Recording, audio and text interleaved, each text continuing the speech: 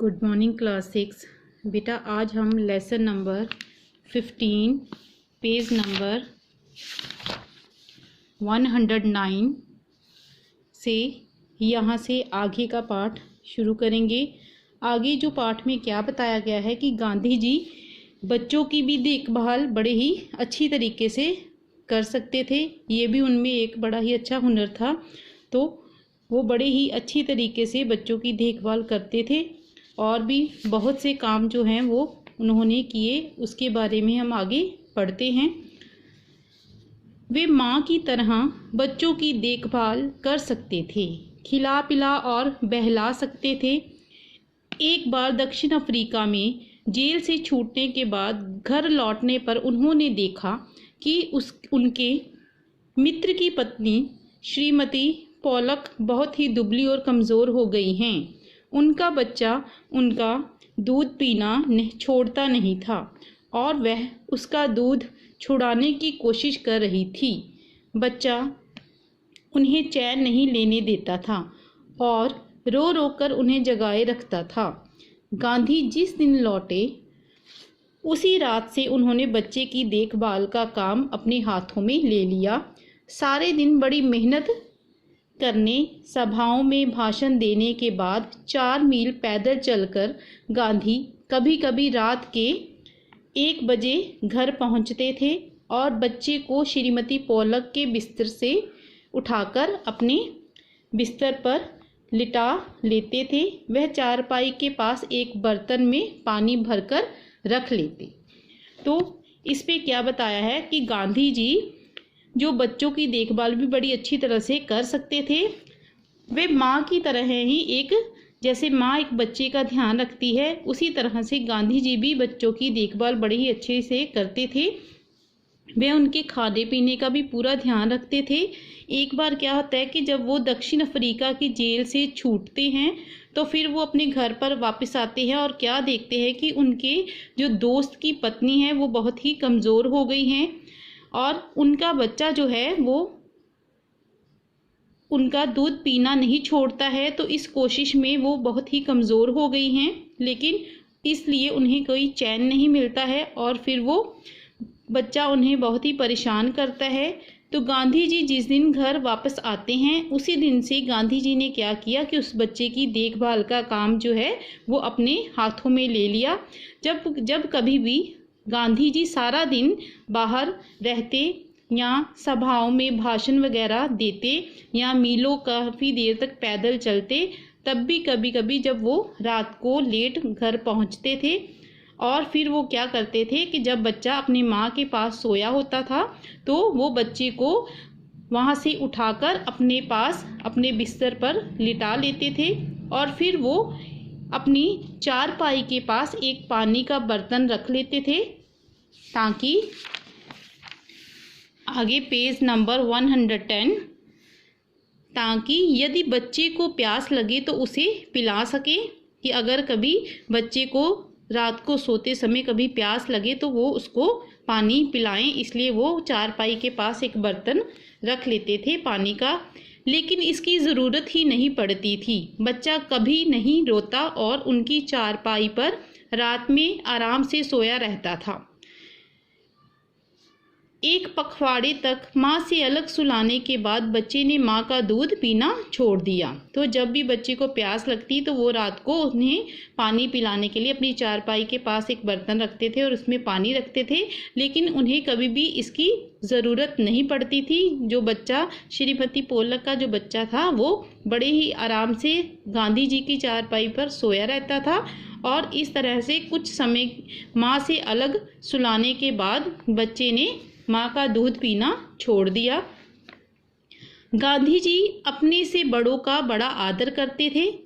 दक्षिण अफ्रीका में गोखले गांधी के साथ ठहरे हुए थे। उस समय गांधी ने उनके दुपट्टे पर इस्त्री की। वह उनका बिस्तर ठीक करते थे, उनको भोजन परोसते थे और उनके पैर दबाने का भी काम करते थे। गोखले बहुत मना करते थे लेकिन गांधी जी नहीं मानते थे। तो आगे क्या इसमें बताया है कि गांधी जी अपने से बड़ों का भी अच्छी तरह से आदर सत्कार करते थे। एक बार क्या होता है कि दक्षिण अफ्रीका में वो गांधी जी गोखले जी के साथ वहाँ ठहरे हुए थे। उस समय भी वहाँ पर उन्होंने बहुत से काम किए। गांधी जी ने उनके दुपट्टे को इस्त्री की और फिर उनका बिस्तर जो था वो भी अच्छी तरह से ठीक किया। वो उनको भोजन खाना भी खिलाते थे और कभी कभी उनके पैर भी दबाते थे। गोखले जी उनको बहुत ही इस काम को करने से मना करते थे, लेकिन गांधी जी कभी भी नहीं मानते थे कि वो कहते थे कि मुझे काम करने में बहुत ही अच्छा लगता है।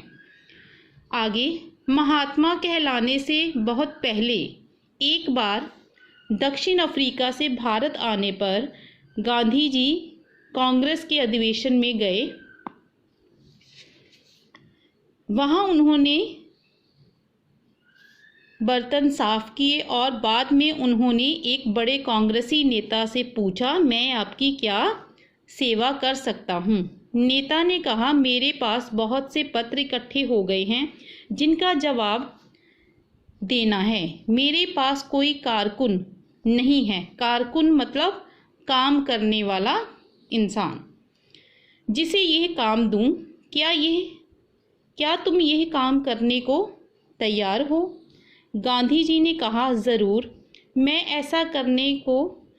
ऐसा कोई भी काम करने को तैयार हूँ जो मेरी सामर्थ्य से बाहर ना हो। सामर्थ्य मतलब शक्ति।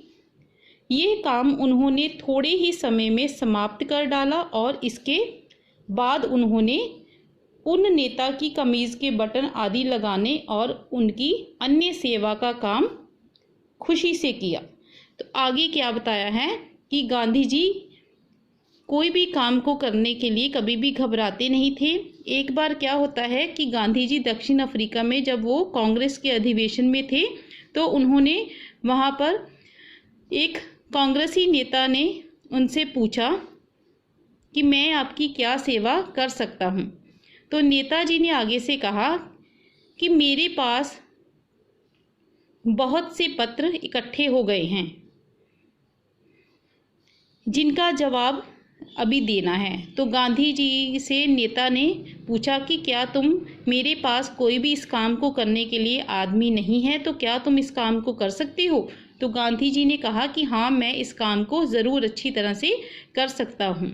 ये मेरी शक्ति से बाहर नहीं है। मैं इस काम को बहुत ही अच्छे तरीके से कर सकता हूँ। और इस तरह से उन्होंने थोड़े ही समय में काम को ख़त्म किया और फिर उन्होंने नेताजी के कमीज़ के बटन आदि इस तरह का काम भी वहाँ पे किया और सेवा का काम उनका खुशी से किया। आगे, जब कभी आश्रम में किसी सहायक को रखने की आवश्यकता होती थी तब गांधी किसी हरिजन को रखने का आग्रह करते थे। उनका कहना था, नौकरों को हमें वेतनभोगी मजदूर नहीं अपने भाई के समान मानना चाहिए। इसमें कुछ कठिनाई हो सकती है, कुछ चोरियां हो सकती हैं, फिर भी हमारी कोशिश सर्वथा निष्फल नहीं जाएगी। निष्फल मतलब बिना फल का। तो इसमें क्या बताया है कि गांधी जी आश्रम में किसी भी ऐसे सहायक को रखने की ज़रूरत उनको होती थी जो छोटी जाति से हो।